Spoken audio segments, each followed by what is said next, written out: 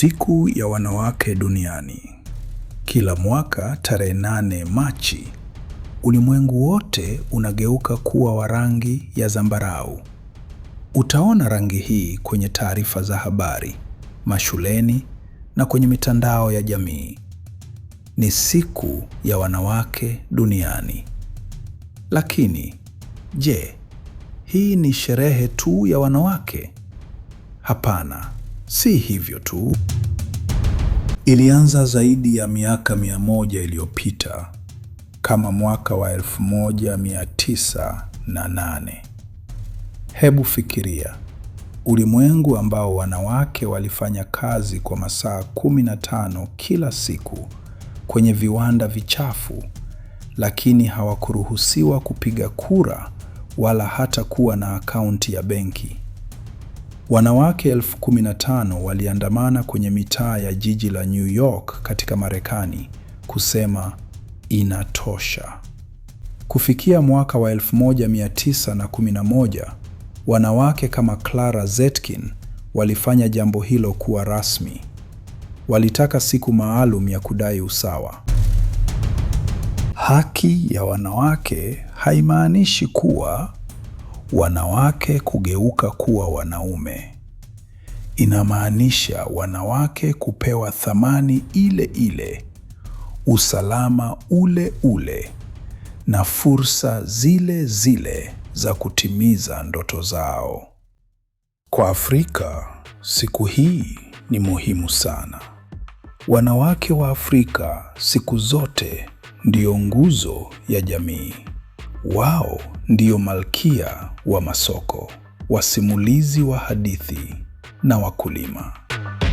Lakini kwa muda mrefu, kazi za wanawake nyingi hazikusifiwa wala kuthaminiwa. Siku ya wanawake duniani inatoa mwangaza kwa kazi zao. Lengo ni kuhakikisha msichana wa kijijini anapata nafasi ya kusoma darasani sawa na kaka yake. Ni kuhusu kumpa nguvu mwanamke mjasiri wa Afrika ili aweze kukuza biashara yake na kuutoa umaskini katika kijiji kizima. Waafrika pia tunasherehekea tarehe 31 Julai kama siku ya wanawake wa Afrika. Kwa pamoja, siku hizi mbili zinatukumbusha kuwa mwanamke wa Afrika akifanikiwa, bara zima la Afrika linasonga mbele. Sasa kuna watu wanauliza, tukiwafanya wanawake na wanaume wawe sawa, je, tunapingana na Mungu? Je, hii ni vita ya kupiganisha mafamilia na kuvunja mandoa za watu? Hizi ni maswali ya muhimu. Fikiria nyumba yenye nguzo mbili. Zamani tuliambiwa lazima nguzo moja iwe ndefu na nyingine fupi ili nyumba isimame. Lakini kama nguzo moja haina nguvu sana, nyumba itaanza kuanguka. Mwanaume wa familia akibeba mizigo yote peke yake atachoka sana. Na mwanamke pia akizuiliwa kufanya vitu vya kuleta maendeleo, uwezo wake wote unapotea bure. Maendeleo ya leo sio kusema wanawake wakue kama wanaume au kushindana na wanaume ili wachukue nafasi za wanaume, lakini ni kuhusu kufanya kazi pamoja kuimarisha jamii. Mwanamke akitaka kuwa na kazi au biashara, haimaanishi anaichukia nyumba yake. Inamaanisha anataka kutumia akili na kipaji aliyopewa na Mungu ili kusaidia maisha ya familia yake. Heshima ya kweli. Nyumbani, sio kuhusu mtu mmoja kushinda mabishano.